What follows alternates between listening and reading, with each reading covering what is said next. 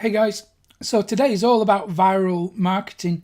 I'm going to give you 6 ways that you can go viral in your niche. Now, we're not talking about getting millions and millions and millions of visitors, that kind of viral. We're talking about niche viral. So I've been behind quite a few viral campaigns over the last 20 years or something. So when it comes to generating viral traffic, I've got quite a lot of experience, but I don't really expect anyone to be able to just instantly go viral on command, because it doesn't really work like that. To get that kind of level of traffic takes a lot of work. It actually takes months and months worth of planning and hard work, and then there's no guarantee that you will go viral.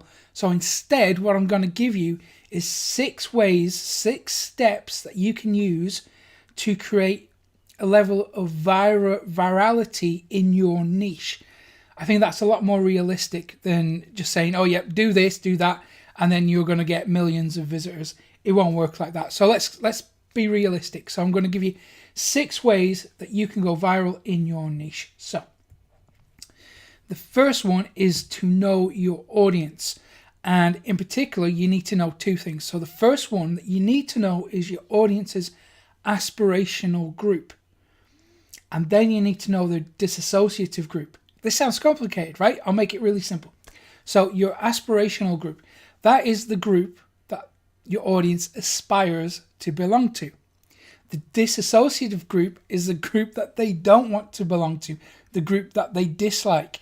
So if you imagine, a really good example of this was the Get a Mac campaign from Apple in the early 2000s. So they had this advert where you had 2 guys. One was a really stuffy computer geek type guy, and then this other chap, he was like this laid back cool guy, and the stuffy computer geek, he was a Windows user, a Microsoft user, and the cool guy was a Mac user. So it created this interesting dynamic between an aspirational group and a dissociative group. So it appealed to a younger audience to say, if you're hip and cool, you will own a Mac. If you're old and stuffy, then you're going to own a Windows machine. And that's a really good example of how a big corporation used the aspirational group and the dissociative group to create this interesting dynamic and increase their sales too. So that's the first tip. The second one is to use a pattern interrupt. Let me show you an example of that. So what is a pattern interrupt? Is just a way to grab your visitors' attention. So let's say people are scrolling through Facebook, and what do we do on Facebook? Of course, we scroll until something interrupts that pattern. So here's an example of an advert that achieved that really well. Let me drag this in. Hopefully you can see that. So this is an advert by Single Grain, and they've done a couple of things here. So the first thing is, instead of just showing a normal image, they've managed to blur out this screenshot. So that creates a level of intrigue and curiosity, and they've also asked a question. So that's a really powerful technique to stop someone from scrolling because it's unexpected. So that's number 2. Use a pattern interrupt. There's lots of ways to use pattern interrupts. If you're a member of the Vault, you'll know that I have a whole series on psychological techniques that you can use, and we delve into pattern interrupts in there too. So if you're a Vault member, go ahead, check out that stuff. Also, we can use words and phrases to create an emotional trigger. And if we create an emotional trigger, then we're going to increase the chance of that piece of content being shared. Because why do people share content on social media? It's because they've been triggered to feel something. And they share it because they want their friends and the family to share that emotion too. So they want people to feel what they feel. So if you can make people feel something with your content, you increase the likelihood that they will share it. Let me show you something. So this is a chart of the emotions that make content go viral. So have a look at this. So the top 25% is awe. If you can create a sense of awe around your content, people are going to share it. Then the next best emotion to trigger, let me make sure you can actually see this, is laughter at 17%, and then amusement is 15%, joy 14%, anger 6%. I'm not actually too sure about this because in my experience, anger and creating controversial content is really effective, but still 6% according to that. Empathy 6%, and then the lesser amounts of viral content have surprise and sadness. So awe, laughter, amusement, joy, anger, empathy, surprise, sadness. So if you can make your content trigger those emotions, you will increase the chance that it will be spread and go viral in your niche. Now let me tell you something about the amount of traffic in every niche. It varies. Okay, so some niches have got a wider reach, a bigger audience than others. So for example, digital marketing, internet marketing, I know from experience these niches are smaller compared to maybe something like football, which has got widespread appeal. So no matter what you do in terms of content and viral marketing, have that in the back of your mind. So there is a maximum limit that your content can reach. There's a maximum number of people your content will reach, depending on your niche. Not all niches are created equally.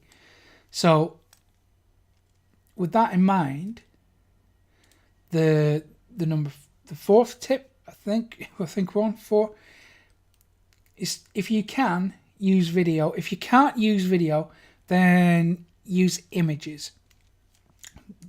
We tend to respond better to visual stimuli. So if we can create, I don't know, if we can create, you'll notice that a lot of viral content is video. I mean, let me show you something. So here's an example from Burger King. Oops. So they created this video about net neutrality.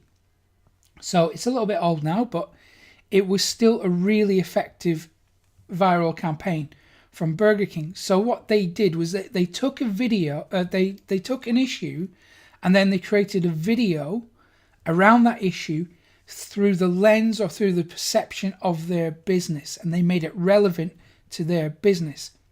And I'm not going to play the video for you because I don't want to incur a copyright strike or anything like that. Very cautious about that on my YouTube channel and on the podcast too. But if you Google Whopper net neutrality, you will find this video from Burger King.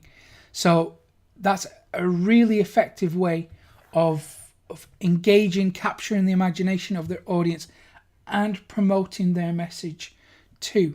So if you can create video that takes an issue that a lot of people are concerned about in your niche, look at it through the lens or the prism or the perception of your business and put it into different terms. So if you can explain something in a new way, then people will have that sense of awe, and they probably want to start sharing that with people. So they share that emotion.